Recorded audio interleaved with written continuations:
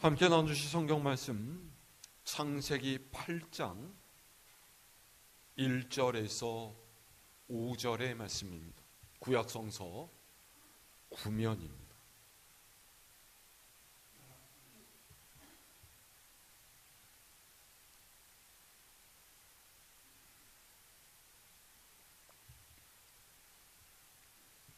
창세기 8장 1절에서 5절까지 제가 한 절, 여러분이 한 절, 한 절씩 교독합니다.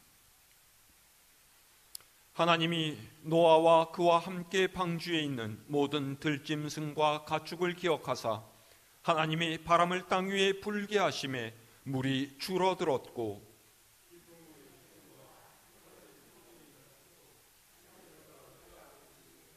물이 땅에서 물러가고 점점 물러가서 150일 후에 줄어들고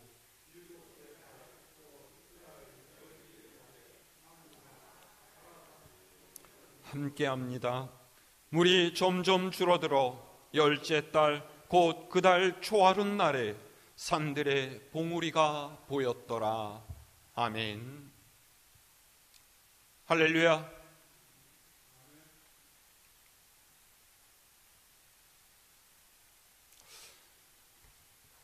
세상을 살다 보면은 누구에게나 잊혀지지 않는 사람이 하나쯤 있습니다.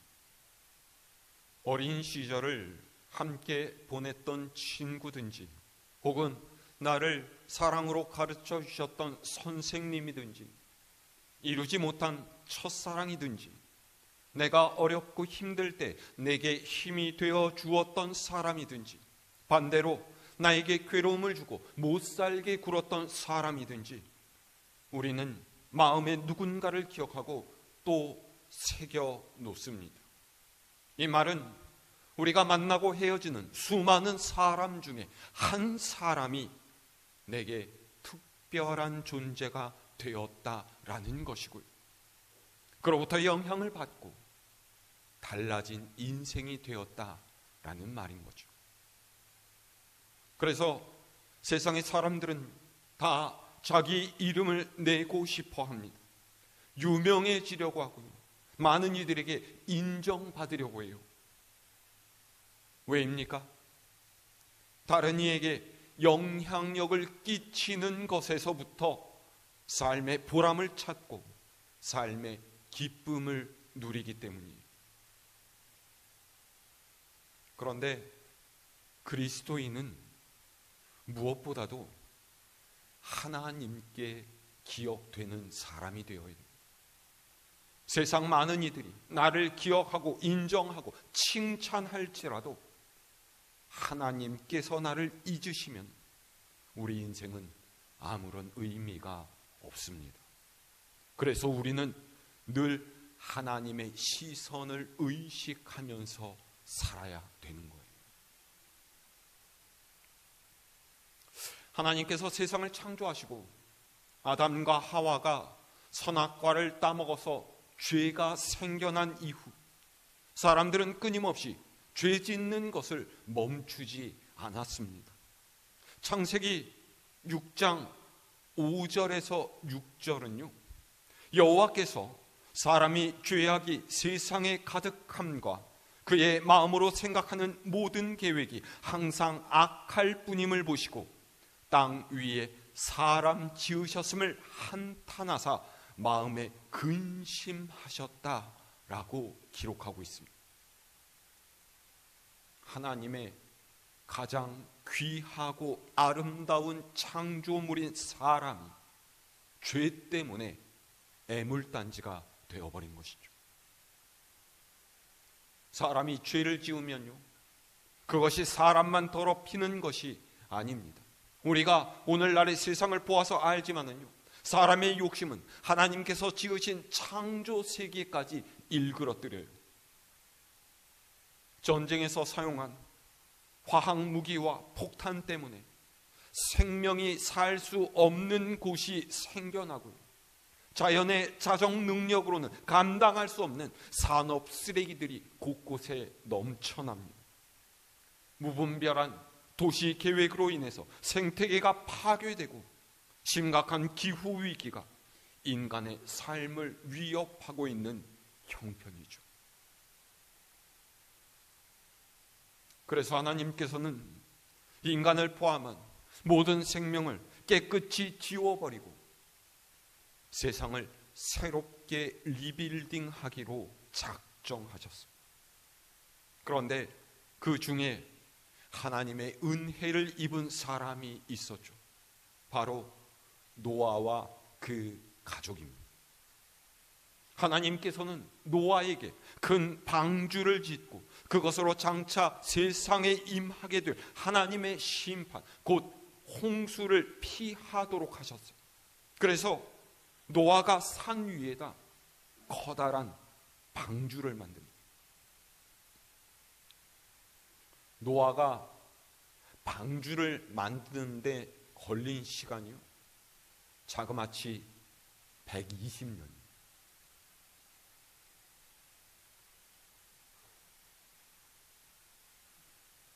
아무도 안 놀라신, 감탄하지도 않. 뭐 다 한 200살 정도는 사시나 봐요. 여러분, 배 하나 만드는데 120년 시간이 걸렸다라는 거예요. 안 놀라우세요? 전혀 놀란 얼굴이 아니신데? 사진 자료 한번 볼까요? 미국 켄터키주의 윌리엄스타운이라는 곳에는 아크 인카운터라고 하는 노아의 방주 테마파크가 있습니다. 여기 성경을 고증해서 방주를 실제 크기처럼 만들어 놓고 요 안에도 당시와 최대한 똑같이 복원해 놨다라고 해요. 요 다음 거 볼까요? 보세요. 네. 앞에 정원이 있고요. 맨 뒤에 있는 게 방주입니다. 크기가 어마어마하죠? 더 자세하게 보여드릴까요? 하나 더 넘겨주세요. 저 오렌지 빛깔 옷을 입은 사람과 배의 크기를 비교하실 수 있으시겠어요? 네. 그 다음 것도 볼까요? 자, 방주 안을 성경을 고증해서 이렇게 되어 있을 것이다 라는 것을 가지고 만든 거예요. 저기 바구니가 있고 저쪽에는 뭐 항아리 같은 것들이 보이죠. 아마 저기다가 식량을 저장해 놓고 뭐 마실 포도주 같은 것들도 아마 저장해 놓았을 거예요. 그 다음 것 보시죠. 그래서 방주 안에서 이렇게 지냈다라는 그런 거죠. 아마 실물과 굉장히 비슷하게 인형을 만들어서 그 안에를 저렇게 고증을 해 놓았습니다. 이게 많은 인력과 현대 기술 장비를 동원해서 만드는 게 이게 1년 반이 걸렸다라고 해요. 그러니까 요즘의 기술력을 가지고 1년 반이 걸렸는데요. 노아 시대 때에 노아의 가족들, 뭐 가족들이라고 해봤자 몇 명이나 있겠어요. 대략 해봤자 뭐 종들까지 다 부려봤자 뭐 한 20, 30명 정도 되지 않았겠습니까? 게다가 전부 다 손으로 직접 나르고 만들고 그래야만 했겠죠. 게다가 높은 산 위에 있으니까 물자를 조달하러 올라갔다 내려갔다 하는 시간까지 치면은 120년이 걸릴 수 있었겠구나 라는 그런 생각이 들더라고요. 근데 중요한 것은요, 방주가 얼마나 거대했느냐 하는 것이 아니에요. 방주를 짓는데 걸린 120년의 시간이 도대체 무엇을 의미하느냐라고 하는 거죠. 저는 이 120년이 하나님께서 죄 가운데 살아가던 사람들에게 주신 회개의 기회였다라는 생각이 듭니다. 보세요. 노아가 높은 산 위에서 방주를 만들었습니다. 산도 높았을 뿐만 아니라 방주 또한 어마어마하게 컸으니까요. 사람들이 노아가 방주를 만들고 있다라는 사실을 알지 못했을 리가 없습니다. 그런데 그들은 이 모습을 보면서도 누구 하나 관심을 기울이지 않았어요. 아니, 사실 궁금해하는 이들이 왜 없었겠습니까?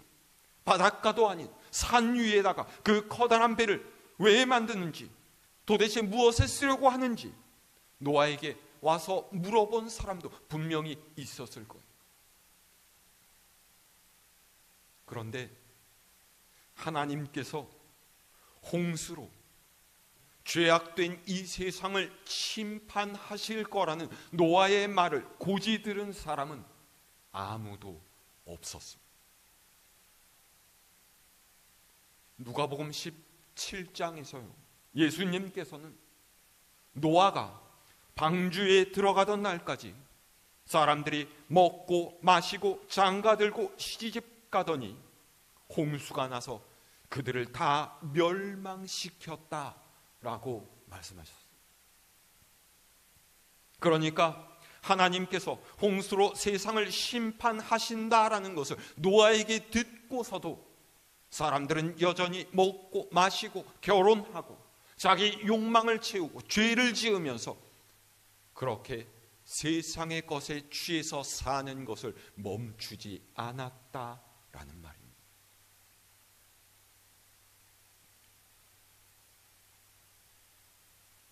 하나님께로 돌이킨 사람들 아무도 없었다라는 거죠. 하나님의 뜻에 무감각한 사람들, 하나님의 말씀을 거부하는 사람들, 그들이 바로 노아의 때 하나님께서 보시고 한탄하시던 사람들이었어요. 그래서 결국 하나님께서는 홍수를 일으키셨죠. 창세기 7장 11절에서 12절 말씀, 우리 함께 찾아볼까요? 한 장 앞으로 가서요. 창세기 7장 11절에서 12절 말씀 함께 읽습니다. 시작. 노아가 600세 되던 해에 둘째 달 곧 그 달 11의 날이라. 그날에 큰 기품의 샘들이 터지며 하늘의 창문들이 열려 40주야를 비가 땅에 쏟아졌더라. 아멘. 하늘에서는 장대비가 쏟아지고 땅에서는 깊은 샘들의 물이 솟구쳐 올랐습니다. 이 일이 밤낮으로 무려 40일 동안이나 계속됩니다. 천하의 높은 산들마저도 다 물에 잠겼어요. 땅 위에 사는 모든 생물, 그 코에 생명의 기운의 숨이 있는 것들은 모조리 다 죽고요.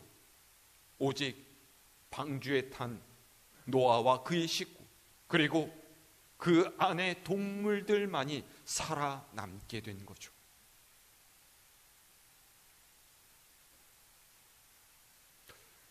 비가 퍼붓고 온 세상이 물에 잠기고 방주가 그 위를 떠다닌 시간은 약 1년입니다. 여러분, 1년이 긴 시간이에요? 짧은 시간이에요? 긴 시간이에요? 올해도 금방 갔는데요? 짧은 시간이에요? 이게 참 상대적인데요. 만약에 방주에 오르기 전에 네가 방주에 있어야 될 시간이 1년이다 라고 하나님께서 미리 말씀해 주셨다라면 아마도 그 1년은 견딜 만한 1년이었을 거예요.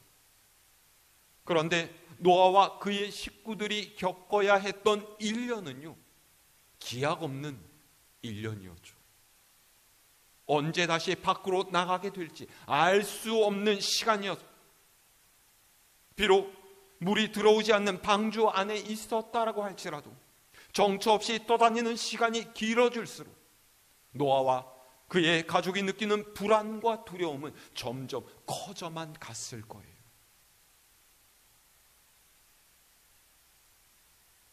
보십시오.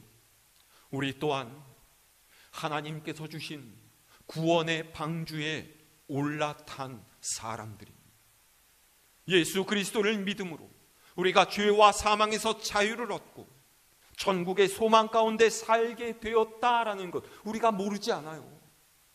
하지만 우리는 세상에서 살면서 여전히 불안해하고 두려워합니다. 우리가 살면서 맞닥뜨리는 여러 가지 상황과 문제들 앞에서 행여나 하나님께서 우리를 잊지는 않으셨나 끊임없이 의심하고 확인하고 싶어하는 거죠. 노아 또한 그러지 않았을까요?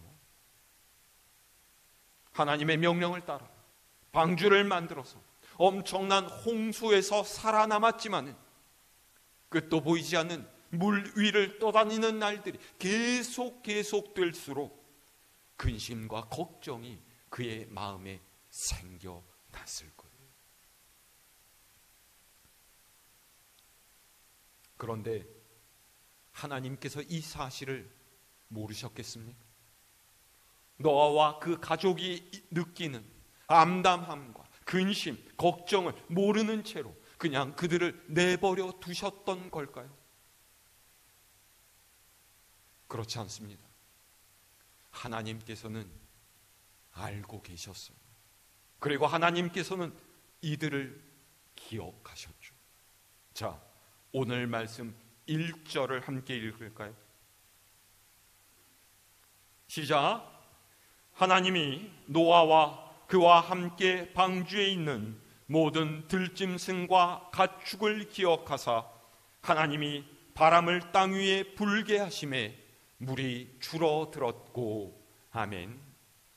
오늘 말씀에서 가장 중요한 단어는 기억하사라는 말입니다.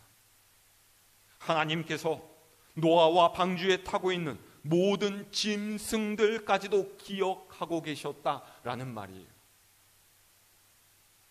기억하다라는 말은 히브리어로 자카르라고 하는데요, 이 단어는 주의를 기울여서 묵상하고 회상하고 스스로를 일깨우는 것을 뜻합니다. 마음에 뚜렷하게 새겨놓고 늘 간직하고 있는 상태를 말해요. 그러니까 잊어버렸던 것을 갑자기 떠올리거나 한 것이 아니라는 거죠. 다시 말해서 하나님께서는 홍수가 계속되는 중에도 노아를 마음에 새겨놓고 한시도 잊지 않고 그의 형편과 상황 그리고 그의 마음이 어떤지까지도 늘 살피시고 지켜보셨다라는 말입니다.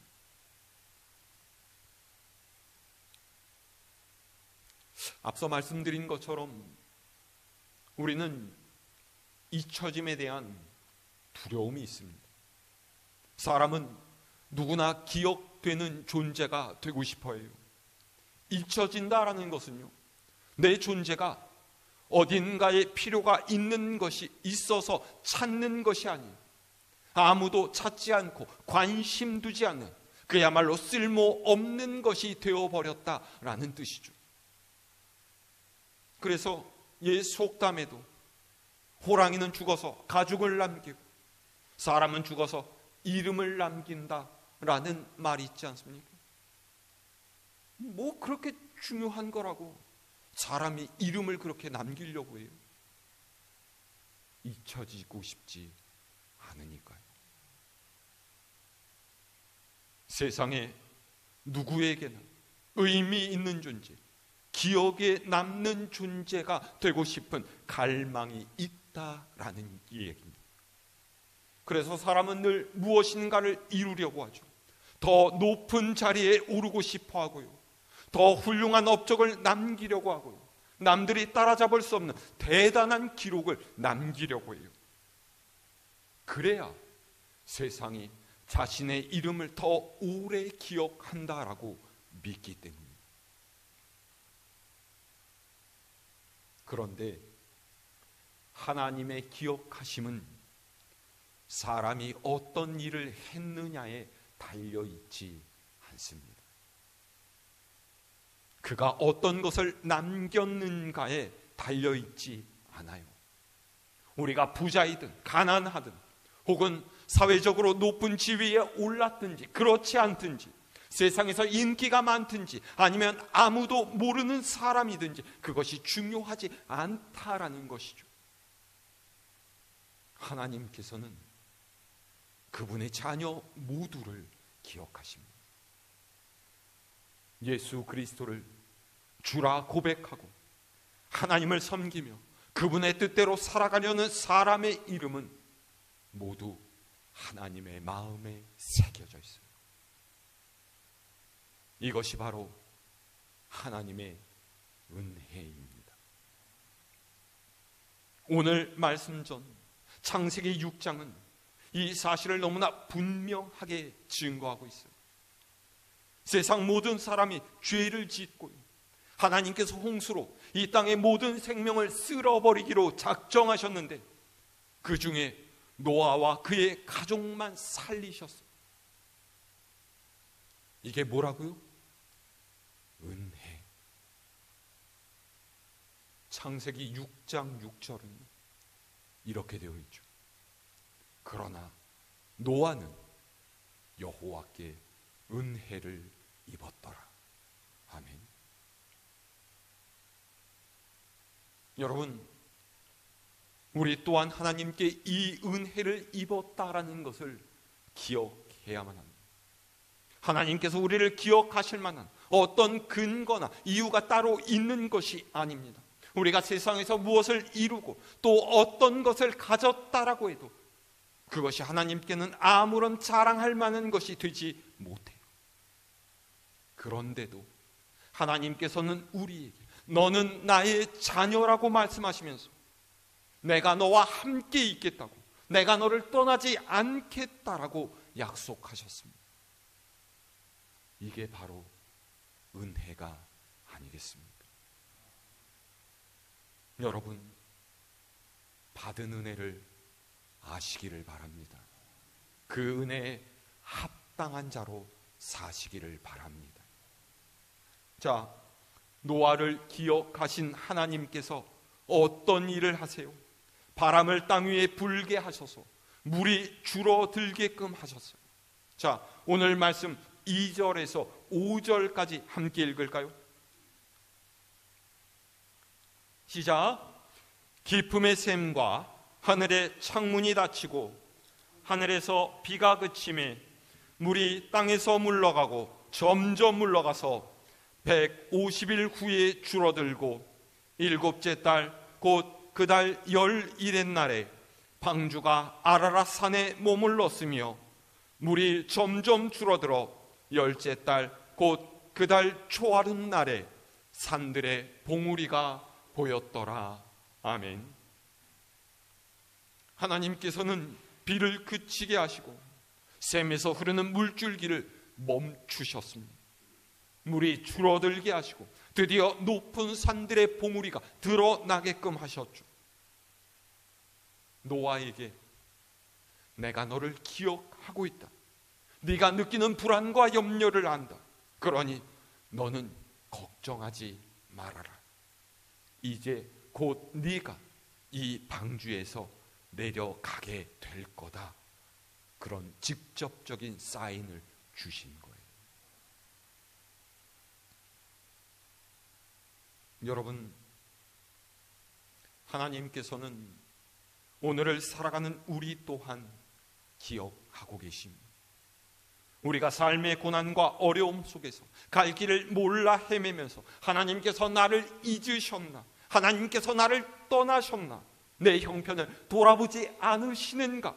의심하고 염려하는 때에도 하나님께서는 우리를 잊지 않고 기억하시면서 우리를 향한 계획을 펼쳐가고 계신다라는 것 여러분 믿으시기를 바랍니다. 우리가 짚어보아야 할 것은요, 하나님께서 우리를 기억하시는 것만큼 우리가 하나님을 기억하며 살아가고 있느냐라는 거예요. 하나님을 기억하지 못하면 하나님의 은혜를 받을 수가 없습니다. 하나님을 기억하지 못하면 하나님의 역사를 체험할 수가 없어요. 하나님을 기억하지 못하면 하나님과 나와의 관계가 끊어져 버리고 맙니다.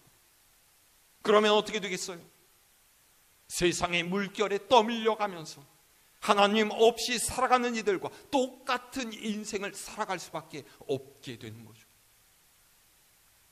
하나님의 말씀을 듣지 않고 그저 먹고 마시고 장가들고 시집 가는 데만 힘쓰는 그런 땅의 메인 인생이 되어버린다, 이런 말입니다. 오늘 우리의 삶이 하나님을 기억하고 하나님께 기억되는 인생이 될 수 있기를 바랍니다.